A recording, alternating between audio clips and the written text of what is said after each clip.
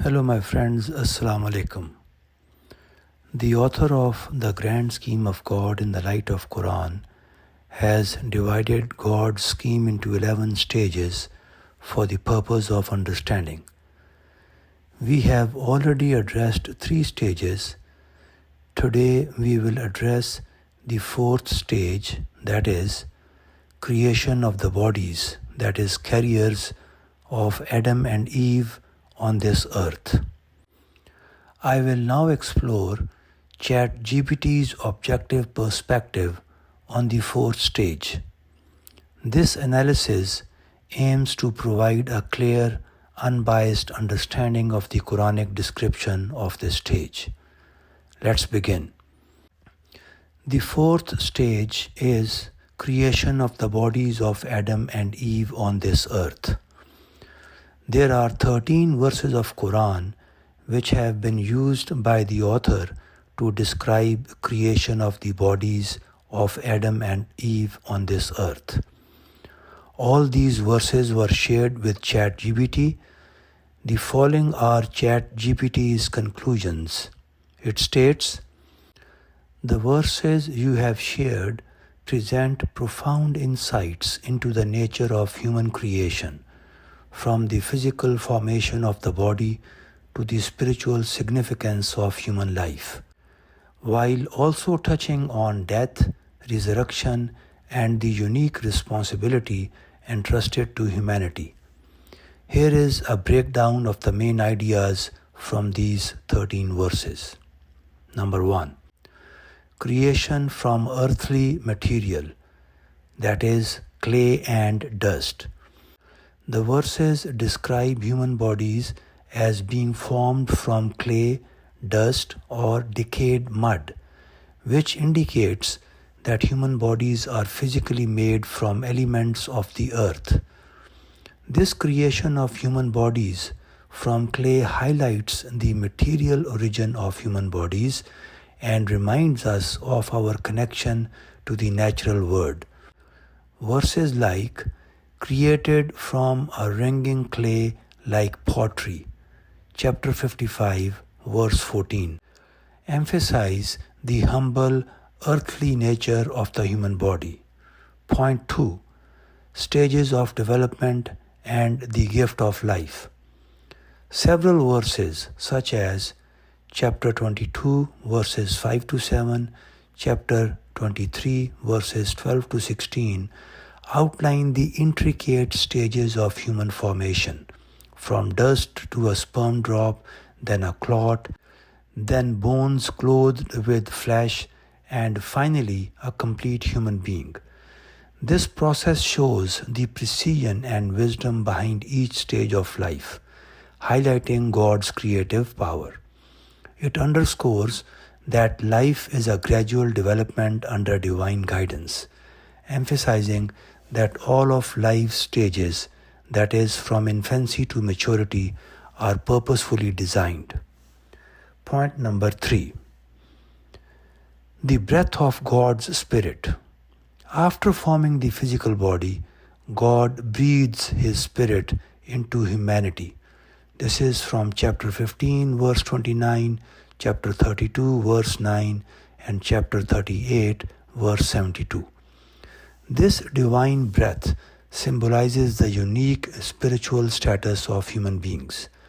While our bodies are made from earthly substances, our souls are endowed with a higher purpose and the ability to connect with God, setting us apart from other forms of life. The breath of God's Spirit also underscores the special honor given to humans, as indicated by the command for the angels to prostrate before Adam. That is, chapter 15, verse 29, and chapter 38, verse 72. Point number 4. Death and return to earth. The verses repeatedly mention that just as humans are created from the earth, they will return to it in death. From this we created you, and in this we shall put you back. Chapter 20, verse 55. This cycle emphasizes our temporary physical existence and serves as a reminder of life's transient nature. Point number 5. Resurrection and accountability. Many verses stress that after death, God will resurrect humanity. This resurrection is compared to the rejuvenation of dry earth after rain, symbolizing the ease with which God will bring us back to life. Chapter 71 verses 17 and 18 and chapter 22 verses 5 to 7. The Quran repeatedly assures that resurrection is inevitable and that God's power is sufficient to revive even the smallest, most detailed parts of our bodies like fingertips. Chapter 75 verses 1 to 6. This resurrection is linked to the Day of Judgment, a day of accountability for our deeds. Point number 6. Humanity's trust and moral responsibility, that is Al-Amana. The verse from chapter 33, verses 72 to 73, refers to a trust offered to all of creation, but accepted solely by humanity. This concept, often interpreted as moral responsibility or free will, signifies the unique ethical duty humans have taken on despite its challenges.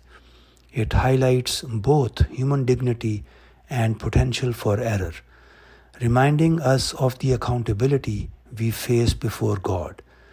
This trust implies that humans are called to fulfill God's commandments with integrity.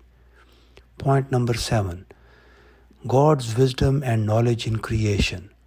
These verses frequently reference God's all-encompassing knowledge and wisdom, emphasizing that He is aware of human existence from those who went ahead to those who remained late. Chapter 15, verses 24 to 26. His knowledge encompasses all creation and the outcomes of our choices, reinforcing that our purpose and journey are known to Him alone. Finally, the summary of the analysis.